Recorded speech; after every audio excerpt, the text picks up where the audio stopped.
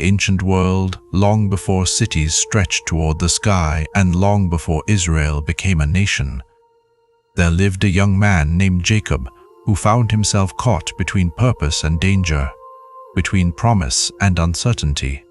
Jacob was the son of Isaac and the grandson of Abraham, heir to a covenant spoken long before his birth. Yet on this journey he was not walking in triumph. He was fleeing. His brother Esau's anger burned fiercely after Jacob received the blessing. And now Jacob walked alone through the rugged lands of Canaan, with only a staff in his hand, and fear pressed heavily upon his heart. Each step reminded him that his future was uncertain. He did not know whether he would ever return home, whether Esau would forgive him, or whether he himself would survive long enough to find a new life. The sun dipped lower, casting long shadows across the rocky terrain. Jacob's feet ached from the day's journey, and hunger gnawed at his stomach. He searched the landscape for a safe place to rest. There was no camp, no shelter, no warm fire waiting for him, only wilderness stretching in every direction. As twilight deepened into purple dusk, Jacob reached a quiet and solitary place where scattered stones lay across the ground. He gathered one of the smoother stones and placed it beneath his head as a pillow. Though the earth was cold and the night air sharp, exhaustion pulled him downward. Above him, stars blossomed across the sky, bright and countless. Jacob lay on the ground staring upward, wondering how the God of his fathers viewed him now. Was he still chosen? Was he still part of the promise given to Abraham and Isaac? Or had his choices driven him away from everything he hoped for? With those thoughts swirling in his mind, Jacob drifted into sleep, unaware that this night would become one of the most extraordinary moments in his life. As Jacob slept, the darkness around him transformed into a radiant vision. The earth beneath him glowed with gentle golden light, and the sky above parted like a curtain, opening to reveal realms beyond human sight. Suddenly, Jacob saw something rising from the ground near him, something magnificent, stretching upward farther than his eyes could follow.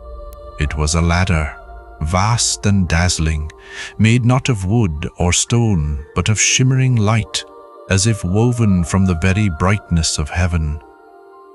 It ascended from earth to the highest heavens, connecting the mortal world to the divine. Jacob's breath caught in his chest, but the wonder did not end there. Upon this heavenly ladder he saw angels. They ascended in steady waves, moving upward toward the light above, carrying out the commands of God.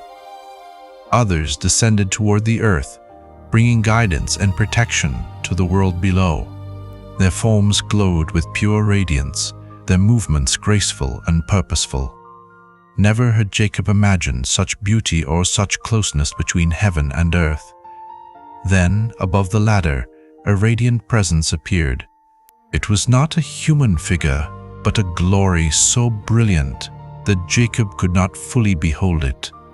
This was the presence of God, the same God who had spoken to Abraham and Isaac.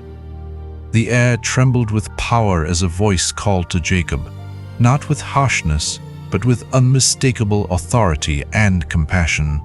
The voice said, "I am the Lord, the God of Abraham your father, and the God of Isaac." At those words, Jacob felt both fear and peace wash over him. The voice continued, promising Jacob that the land on which he lay would one day belong to him and his descendants. They would become as numerous as the dust of the earth, spreading in every direction. And through Jacob's lineage, all the families of the earth would be blessed. Then came words that pierced Jacob's soul with hope. "Behold, I am with you, and will keep you wherever you go. I will bring you back to this land. I will not leave you until I have done what I have promised." The ladder, The angels, the voice, the promises. This was no ordinary dream. It was a divine encounter, a revelation of heaven touching earth.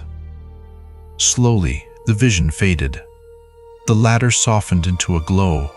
The angels vanished into the air, and the radiant presence dissolved into the night sky. Dawn began to spread across the horizon. Jacob awoke with a jolt, his breath unsteady. The world around him looked the same, but he felt completely changed. The stone beneath his head, the quiet field, the rising sun, everything seemed infused with a holiness he had never perceived before. Trembling, Jacob whispered, "Surely the Lord is in this place, and I did not know it." Fear not. The fear of danger, but the fear of divine awe settled upon him. He looked around at the simple patch of earth and said, "This is none other than the house of God. This is the gate of heaven." Jacob rose and took the stone that had served as his pillow. He set it upright as a pillar, marking the place where heaven had opened above him. Then he poured oil over the stone, consecrating it as sacred. He named the place Bethel, meaning house of God, a name that would be remembered for generations. Jacob then made a solemn vow. If God would protect him, provide for him, and eventually bring him home safely, then the Lord would be his God, and this pillar would become a symbol of worship. Everything he owned and everything he would gain would be lived in acknowledgement of the God who met him in the wilderness. With renewed strength and purpose, Jacob continued his journey. He no longer walked as a man running from his past, but as a man called toward his future. Though challenges awaited him, years of labor, conflict, love, loss, and eventual return, he carried with him the memory of the ladder reaching toward heaven and the assurance that God was with him. The dream at Bethel was more than a vision. It was a turning point that revealed the heart of God and the destiny of Jacob. It showed that God speaks to the weary, meets the broken, guides the lost, and stands closer to humanity than they ever imagine. The ladder symbolized connection, access, and divine nearness. It reminded Jacob, and all who would hear his story, that God is not distant. Heaven is not silent. And even in lonely places, God's presence can break through with hope that reshapes the future. Jacob left Bethel with a steady heart. The journey ahead would be long, but he would never walk alone again. For on that night, beneath the stars of Canaan, heaven touched earth, and a wanderer became a man chosen and strengthened by the promises of God.